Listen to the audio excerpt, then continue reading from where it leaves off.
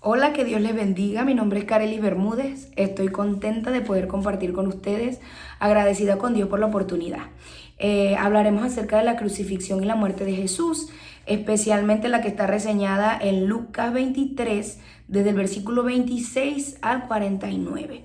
Mi recomendación es que tú puedas tener a la mano este pasaje bíblico para que podamos estudiarlo juntos. Hablaremos de tres cosas que quiero resaltar. Primero, quienes fueron testigos del sufrimiento de Jesús cuando iba camino hacia la cruz, hacia ese lugar llamado Calavera. Segundo, hablaremos acerca de las torturas, el sufrimiento y las burlas que tuvo que enfrentar Jesús o las que tuvo que soportar cuando iba camino a ser crucificado. Y por último, una palabra importante para nosotros llamada salvación. Dentro de los testigos del sufrimiento, vemos en los primeros versículos, en el primer versículo, que es el 26, dice: llevándole tomaron a cierto Simón de Cirene que venía del campo y le pusieron encima la cruz para que la llevase tras Jesús. Este hombre llevó la cruz de Jesús, pero hay detalles importantes que tenemos que ver acerca de esta situación. Era un extranjero. No conocía a Jesús, o a lo mejor no había escuchado mucho acerca de este hombre que iba a ser crucificado como un criminal.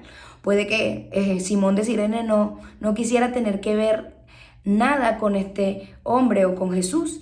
No sabemos por qué lo escogieron, si fue porque fue el más porque se veía como el más fuerte, si es porque él estaba cerca, estaba viendo o estaba curioseando, pero algo importante que sí sabemos es que esto formó parte del plan de Dios para él, porque vemos algo muy bonito en otro de los evangelios en los que se pronuncia o se nombra a los dos hijos de Simón de Cirene. Y en Romanos 16:13, Pablo saluda a uno de ellos llamado Rufo y le dice: escogido de Dios. Quiere decir que este hombre que desconocía a Jesús, que no vivía en Jerusalén y que había venido por el tiempo de la Pascua, en este día le tocó llevar la cruz de Jesús y le tocó ver a quien iba a ser el salvador de su vida y de su familia. Qué bonito y qué importante es que nosotros podamos cargar la cruz de Jesús y que estemos dispuestos a hacerlo, así como este hombre Simón de Cirene. Hay otros testigos, muchos más. Dice el versículo 27, le seguía gran multitud del pueblo y de mujeres que lloraban y hacían lamentación por él. Jesús enseñó a estas personas, o sus últimas palabras, lo que yo veo como las palabras más largas que él tuvo antes de ser crucificado, fueron estas. El versículo 28 dice que Jesús se volvió hacia ellos y les dijo: hijas de Jerusalén, no lloren por mí, sino lloren por vosotras mismas y por vuestros hijos, porque aquí vendrán días en que dirán: bienaventuradas las estériles y los vientres que no concibieron y los pechos que no criaron. Entonces comenzaron a decir a los montes: caed sobre nosotros, y a los collados: cubridnos. Porque si en el árbol verde hacen estas cosas, en el seco, ¿qué no se hará? Era como si Jesús le dijera a estas mujeres: sus lágrimas puede ser que ahora signifiquen dolor, pero en un futuro para sus hijos significarán algo mucho más que eso. Porque muchos creerán en mí, en mi sacrificio, pero otros lo desconocerán. Y el sufrimiento por el pecado será mucho peor. Él dijo: si a mí, que soy inocente, me hacen esto, ¿qué no le podrán hacer o qué no le podrá pasar a los que hacen lo malo? ¿Qué otros testigos vemos? Vemos a dos malhechores que fueron crucificados al lado de Jesús.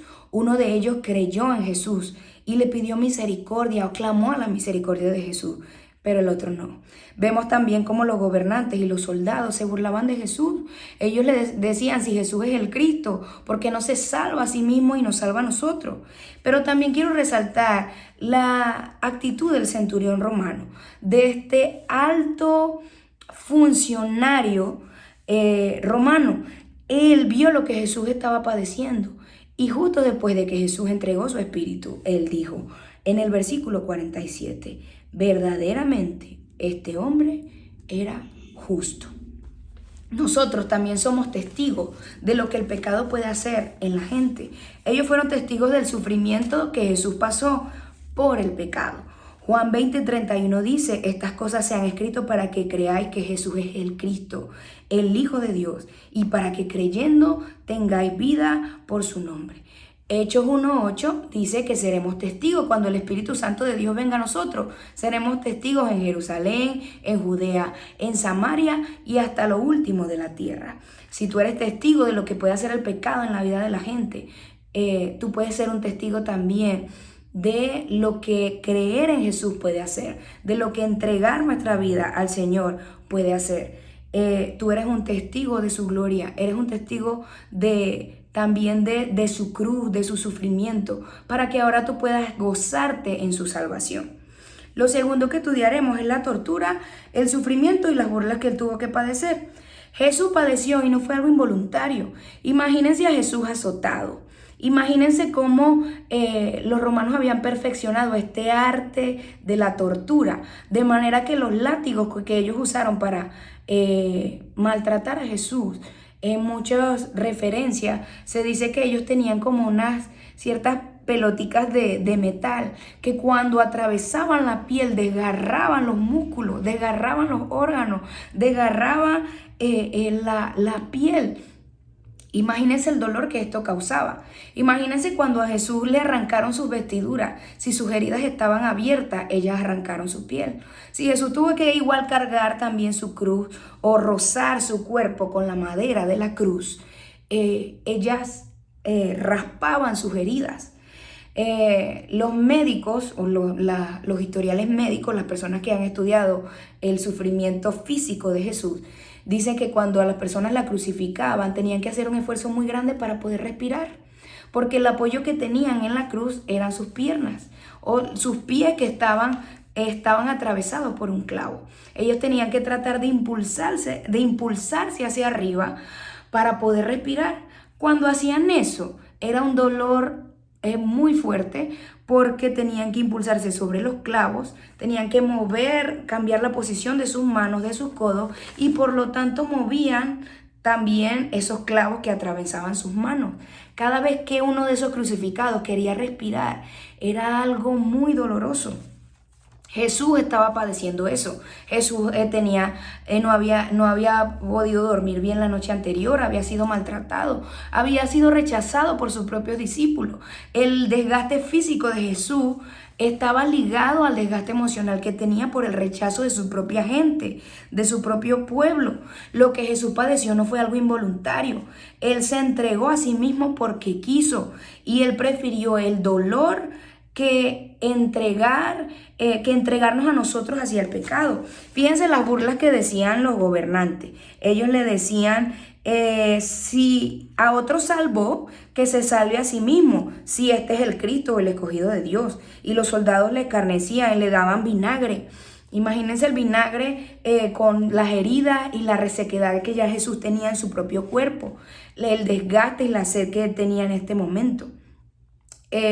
Los mismos soldados le decían, si tú eres el rey de los judíos, ¿por qué no te salvas a ti mismo? Jesús podía haberse salvado a sí mismo, pero si él lo hacía no iba a salvarnos a nosotros. Entonces él prefirió quedarse ahí en esa cruz. Si era tan difícil para los que estaban ahí crucificados respirar, recuerden el esfuerzo que tenían que hacer para respirar. Imagínense el esfuerzo que Jesús tenía que hacer para hablar desde la cruz. Sin importar ese esfuerzo, Jesús perdonó o amó a quienes le injuriaban y a quienes se burlaban de él. Porque él, cuando escuchó a los gobernantes y a los soldados diciéndole esas palabras, él dijo, Padre, perdónalos porque no saben lo que hacen. Jesús perdonó a quienes le injuriaban y no los miró con odio, los miró con ojos de amor. Él no minimizó la culpabilidad de ellos, pero los elevó a un más alto nivel, considerando que eran ciegos espiritualmente a causa del pecado. Él fue nuestro defensor hasta la muerte y en medio del sufrimiento. Dice también que las vestiduras de Jesús fueron repartidas entre los soldados. Jesús no ocupó una posición más importante. Él se hizo pobre por nosotros. Su cruz no fue más bonita. No lo dejaron vestido en la cruz. Igual lo desnudaron. Él no tuvo un trato más especial que los otros criminales. Jesús estuvo ahí como un criminal más, como un malhechor. Él estuvo desnudo e insignificante frente a otros. Y por último hablaremos acerca de la salvación. El malhechor, había dos malhechores, o los dos se burlaron de Jesús, Pero el que reprendió a quien le decía, si tú eres el Hijo de Dios, ¿por qué no te salvas a ti mismo y nos salvas a nosotros? Le dijo, ¿ni aún temes a Dios estando en la misma condición en la que estás, en la misma condenación? Este malhechor reconoció a Dios. Dijo, ¿ni aún temes tú a Dios? Este malhechor reconoció su pecado, porque él dijo, nosotros estamos aquí recibiendo lo que merecemos por nuestros hechos. Es algo parecido a lo que le dijo David al Señor. Le dijo, contra ti solo he pecado y he hecho lo malo delante de sus ojos. Él reconoció a Jesús como el Cordero limpio y sin mancha, porque él dijo, aunque nosotros estamos aquí pagando por lo que hemos hecho, este hombre, refiriéndose a Jesús, ningún mal ha hecho. Este malhechor le creyó a Jesús. Él reconoció el reino de Dios cuando le dijo, acuérdate de mí cuando vayas a tu reino. Fíjense, él recibió mucho más que eso, porque él dijo, acuérdate de mí. Pero Jesús le respondió, de cierto te digo que hoy mismo estarás conmigo en el paraíso. Él quería ser recordado, pero recibió no solamente el reino, sino que Jesús le prometió un lugar en el paraíso. Este hombre, no sabemos cuál haya sido su vida. Fue un ladrón, fue un malhechor, pero en los últimos minutos fue salvo. Es algo que muchos de nosotros no entendemos, pero nos puede llevar a tener dos actitudes. La primera, que si nosotros seguimos al Señor desde jóvenes, no vamos a tener que terminar como terminó ese malhechor. Nuestra vida va a ser no una vida sin sufrimiento, pero va a ser una vida llena de la presencia y la dirección de Dios. Y podemos tomar también otra postura, que aunque hayamos hecho muchas cosas malas, cosas que nosotros creemos imperdonables, o aunque pensamos que no haya tiempo, siempre hay tiempo para buscar a Dios y siempre hay tiempo para clamar a la salvación de Dios. Este hombre fue salvo porque le pidió misericordia a Jesús, porque creyó en Él. Sí, en los últimos minutos de su vida, pero lo hizo.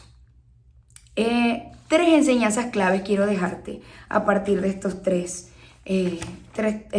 puntos.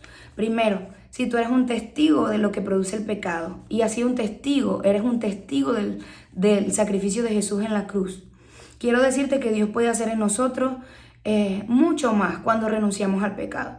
Jesús sufrió por tu pecado y el pecado te va a traer dolor y destrucción. Tú no tienes que vivir con eso cuando ya Jesús pagó eso en tu lugar. Si tú te duele en tu corazón cuando escuchas lo que Jesús tuvo que padecer, el dolor que él tuvo que vivir con esos clavos, con esas torturas que padeció, recuerda lo que Jesús dijo, en el mundo tendréis aflicción, pero confiad, yo he vencido al mundo. Jesús sufrió lo peor que se puede sufrir por el pecado. No es necesario que tú te avergüences de lo que él hizo. Seamos como Pedro y Juan cuando fueron amenazados y cuando las autoridades les dijeron, cuando los gobernantes les dijeron que dejaran de predicar a Jesús, ellos salieron con gozo después de haber sido torturados también. Ellos salieron con gozo y tuvieron gozo porque dijeron, nos sentimos felices de ser tomados dignos para recibir afrenta por causa del Evangelio. No te avergüences del Evangelio. Pídele a Dios por aquellos que se burlan de ti y que desconocen a Dios. No hagas lo que todo el mundo hace. Pídele a Dios por todos aquellos que siguen muertos en sus delitos y pecados y quienes persisten en su ceguera espiritual. Puede que hayas cosas a las que tú necesites renunciar para ser valiente, para ser un embajador de Cristo. No hagas lo que hace la mayoría. No seas de aquellos que huyeron o se perdieron cuando Jesús fue crucificado, porque dudaban de que Jesús resucitaría. Tú puedes ser salvo como el ladrón en la cruz. Jesús va a responder a tu clamor. Pídele a Dios que tenga misericordia y disfruta de tu vida en el Señor desde tu juventud, porque el Señor tiene planes mucho más maravillosos para ti que lo que tú piensas, que lo que tú imaginas. Abraza el sacrificio de Jesús. Jesús mismo le dijo a sus discípulos, si alguno quiere venir en pos de mí, niéguese a sí mismo, tome su cruz y sígame. Sigue a Jesús. Recuerda lo que dijo Pablo. Así que Con Cristo estoy juntamente crucificado, y ya no vivo yo, mas vive Cristo en mí. Lo que ahora vivo en la carne, yo lo vivo en la fe del Hijo de Dios, el cual me amó y se entregó a sí mismo por mí. Jesús hizo todo esto para que tú puedas entender que eres una persona a quien Dios ha salvado, que eres una persona que puede decir que no al pecado, y que eres una persona a quien el Señor ama. Dios te ama con un amor incondicional. No hay nada más que Él pueda hacer por ti. Él ha hecho todo para que tú le entregues su vida. Espero que Dios te bendiga y que tu corazón sea lleno, no de un dolor así como lástima por lo que Jesús vivió, sino de un agradecimiento constante, continuo, y que todos los días tú le ores al Señor y le digas: Dios, perfecciona tu obra en mí, porque yo también quiero abrazar ese sacrificio que tú hiciste en la cruz del Calvario por mis pecados. Que Dios te bendiga.